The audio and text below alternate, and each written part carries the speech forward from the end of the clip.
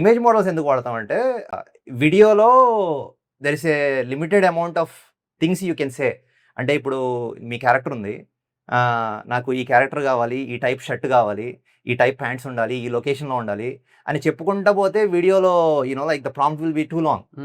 ఇంకోటి ఏంటంటే ఇప్పుడు సినిమాలో ఫస్ట్ సీన్లో అట్లాగే ఉండాలి, లాస్ట్ సీన్లో అట్లాగే ఉండాలంటే ఆ ప్రాంప్ట్ని మీరు మళ్ళీ మళ్ళీ వాడితే 2 డిఫరెంట్ అవుట్పుట్స్ వస్తాయి. అసలు అది మీలాగే ఉండదు 2 అవుట్పుట్లో. సో నువ్వు 2 గంటల సినిమా తీస్తున్నా, 20 మినిట్స్ తీస్తున్నా, కన్సిస్టెన్సీ ఎక్స్ట్రీమ్లీ ఇంపార్టెంట్ అనమాట. So we have an intermediate process where ఇప్పుడు బేసిక్గా మనం సినిమా తీస్తున్నాం, రియల్ లైఫ్ సినిమా తీస్తున్నాం అనుకోండి, డైరెక్టర్ వచ్చి షార్ట్ పెడతాడు, యాక్టర్స్ అందరు రెడీగా ఉంటారు. బిఫోర్ డైరెక్టర్ సేస్ యాక్షన్ ఒక ఫ్రేమ్ సెట్ అయి ఉంటుంది.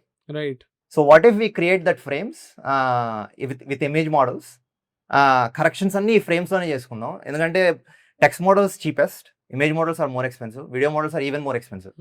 So whatever corrections you have, if you're able to do in the image and made sure that like ఇమేజెస్సే నీ సినిమాకి లైఫ్ అవుతాయి అనుకుంటే, this is nothing but a story board.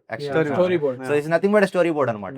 మన story బోర్డ్నే పర్ఫెక్ట్ చేసుకుంటే then you can take that first image, go to the video model and be like okay image ఇది, ఈ ఇమేజ్లో ఈ పర్సన్ యాక్షన్ చేస్తారు, ఈ పర్సన్ యాక్షన్ చేస్తారంటే వాడు ఏ కాస్ట్యూమ్ వేసుకుంటున్నాడు, వాడు ఎట్లా నడుస్తున్నాడు, ఇవన్నీ చెప్పక్కర్లేదు అనమాట.